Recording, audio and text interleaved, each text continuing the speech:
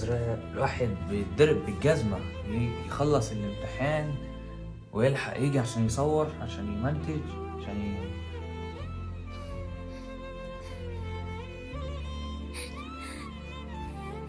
والله يا جدعان الواحد بيتعب جامد أوي. يعني بروح امتحن وبرجع من الامتحان ببقى أنا أصلا مش نايم ورايح الامتحان، وبعد كده برجع بروح أتهان الأول، وبعد كده باجي على هنا. يعني الإضاءة ممكن لما تشوف الإضاءة أصلا مش موجودة.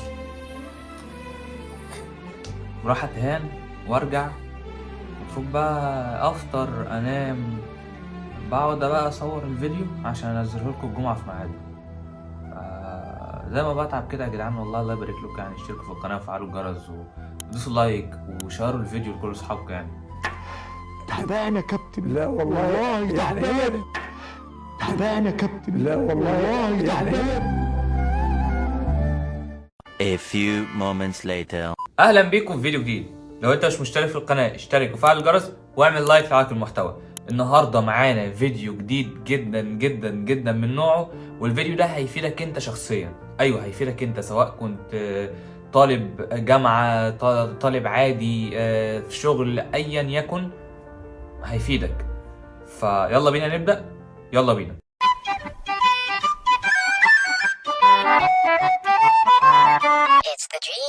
ال AI اللي هو الذكاء الاصطناعي، من زمان واحنا بنتفرج ان هيجي اليوم ويكون الروبوت محل الانسان، وان الانسان مش هيعمل اي حاجه والروبوتس والكمبيوتر هيحلوا مكانه، او بمعنى اصح هيعملوا كل حاجه. لكن مع نهايه الحلم بنقول احلام يقظه، لحد ما في يوم 30 نوفمبر 2022 طلع لنا حاجه اسمها شات جي بي تي. ايوه انت سمعت صح، شات جي بي تي. الفكره انه لما ظهر قلب الدنيا وخوف ناس كتير جدا جدا، وابتدت الاشاعات. طبعا طبيعتنا ان احنا كشعب عربي او كشعب مصري بنحب نطلع الاشاعات.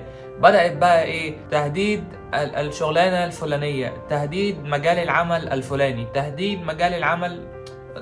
طبعا انتوا عارفين ايه القصه وايه الحكايه. الفكره بقى انه بدا يهدد وظائف كتير جدا جدا. ورجعنا تاني عشان نفتكر احلام اليقظه وافلام الخيال العلمي. الموقع طبعا مش مدعوم في معظم البلاد العربيه، لكن احنا عارفين طبعا هنعمل ايه. هقول لكم على الطريقه ازاي نفتحوا بيها، بس لسه مش دلوقتي. الفكره ان احنا بعد ما نثبته هنبدا نتعامل معاه كويس قوي قوي. يعني الفكره ما وقفتش انه زي سيري او زي اليكسا او جوجل او شبه اي حاجه احنا نعرفها. الفكره انه متطور لدرجه تخوف. سيري لو جيت تساله عن حاجه ممكن يقول لك مش عارف. ده بقى عارف كل حاجه عن كل حاجه. من وجهه نظري بيهدد تراك معين من شغل البروجرامرز، وصدق اللي قال دوام الحال من المحال. الفكره انك لو طلبت منه كود معين لاي لغه برمجه هيجيبهولك، طلبت كود لموقع ويب هيجيبهولك، حل مساله او اساينمنت جامعه مش هيقولك لا، طلبت منه شعر، كلام مرتب، مقطوعات، تلخيص حاجات. يعني انت هتكتب موضوع كبير وتديهوله وتقوله لخص لي الموضوع ده وهو بكل سهوله هيلخصه لك. فكره تسويق او دعايه برده مش هيقف. فكره ان لو جاب لك افكار وانت عايز المزيد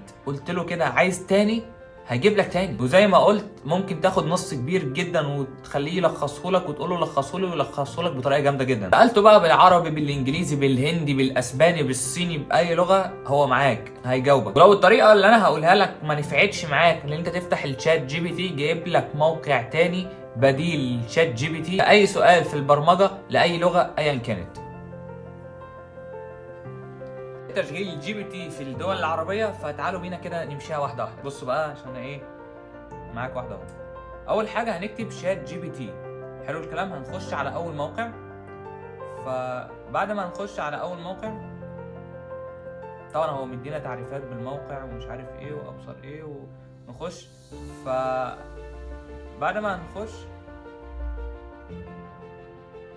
طبعا هو بيعرفنا ان شات جي بي تي تبع شركه اوبن اي اي اللي هي بتاعت الذكاء الاصطناعي، اللي هو نزلت منها الجي بي تي ونزلت منها كذا حاجه زي ما سمعت في الفيديو.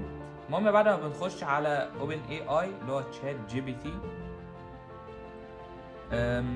طبعا تحت خالص بيبقى فيه شويه فيتشرز وكلام من ده. فاحنا هنقول ايه؟ تراي شات جي بي تي. فطبعا هنخش على الساين اب. طيب بعد ما نخش على ساين اب طبعا انت ممكن تسجل باكونت جوجل ايا يكن، او ان انت تستخدم اكونت فيك زي ما هنقول ازاي. فاول حاجه بس لان ده مش مدعوم في البلاد العربيه، فهنروح نبحث على جوجل على VPN اسمه يوربان VPN بروكسي. حلو. طبعا ده احنا كل اللي بنعمله ان احنا بنثبته بس في جوجل كروم، يعني احنا ما بننزلهوش على الديسكتوب او ايا يكن. هنقول دي، هندوس على العلامه دي، نقفل بس دي، هندوس على العلامه دي، هنثبته بحيث ان هو ايه يظهر فوق. بعد ما ثبتناه هنخش عليه، هنختار، هو لسه بيعمل انيشالايز، اجري. حلو الكلام. هنا هنيجي نختار خلينا نختار امريكا احسن. طيب فبعد ما نختار امريكا هندوس ستارت. احنا كده بقينا خلاص الVPN اتفعل على امريكا. لما هنخش هنا بقى، طيب طبعا انت مش حابب تدخل باكونت جوجل او مايكروسوفت او ايا يكن وعايز تخش بحساب وهمي، فهننتقل بقى لحاجه تانية انا مجهزها لك، ودي حاجه اسمها تيمب ايميل. ده بيوفر لك ايميلات جاهزه، كل اللي انت بتعمله ان انت تخش على تختار اي ميل فيك بيجيلك عليه رسائل. فهنا الميل ده بتستخدمه المره واحده بس. فهناخد ده كده كوبي، وهنيجي هنا نعمل له بيست. حلو. بعد كده هقول I'm not robot ايا يكن. بعد كده هحط الباس بتاعي يشتغل معاك. هيقول لك ايه تحقق من الاكونت بتاعك. هنروح للتيمب ميل، هنلاقي ان هم فعلا بعتوا لنا ميل على الميل اللي انا الفيك اللي انا عامله. هندوس على التحقق. بعد كده هنكتب الاسم بقى وكده. هنيجي بقى للرقم. فانا زي ما قلت لك اختار امريكا لسبب، لان احنا لما هنيجي هنا على SMS receive هنختار رقم امريكي. فهناخد وليكن الرقم ده، هناخده كده، هناخده كوبي. حلو الكلام. هنختار هنا امريكا. بعد ما نختار امريكا هو طبعا حط ال01، فهناخد من اول الثلاثه على طول. هنيجي هنا نقوم عاملين بيست. بعد كده ايه خلاص هنقول له تراي GPT، نعمل لوجن. هنا بقى بيعرفك ايه هو الشات GPT، يعني ايه الحاجات اللي انت ممكن تقولها له، ايه الحاجات اللي ما ينفعش، ايه الحاجات اللي انت لو قلتها هكذا بقى. يعني في حاجات بتتعمل وفي حاجات ما بتتعملش، وفي حاجات مسموحه وفي حاجات غير مسموحه. فهنا هو بيوضح لك كل ده. طيب ممكن نيجي بقى نيو شات. طيب دوسنا على نيو شات، فقلنا له مثلا اعطيني قصه عن قطه حزينه.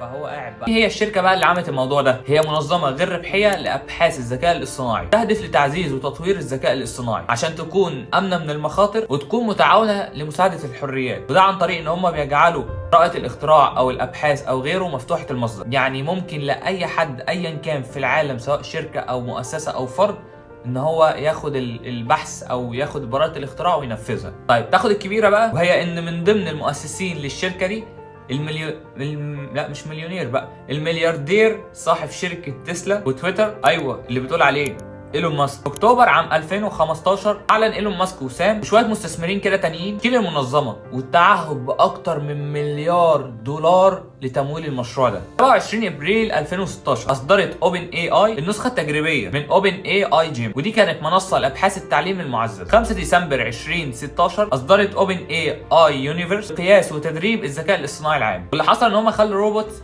يلاعب شخص محترف جدا جدا، والروبوت ده كسبه. وده كان عن طريق ان هو بيتعلم شويه مهارات وبيفهم الخصم بتاعه وبيحاول يطور من اداء لعبه.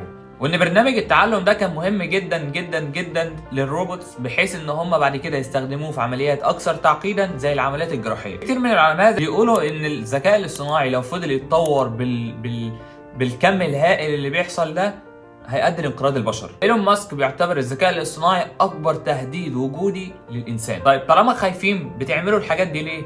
الدنيا هتمشي على فين؟ الله اعلم. وبس كده، دي تكون نهايه الفيديو. اتمنى يكون الفيديو عجبك. لو عجبك المحتوى ما تنساش تدعمني بلايك. اشوفك الفيديو الجاي. سلام.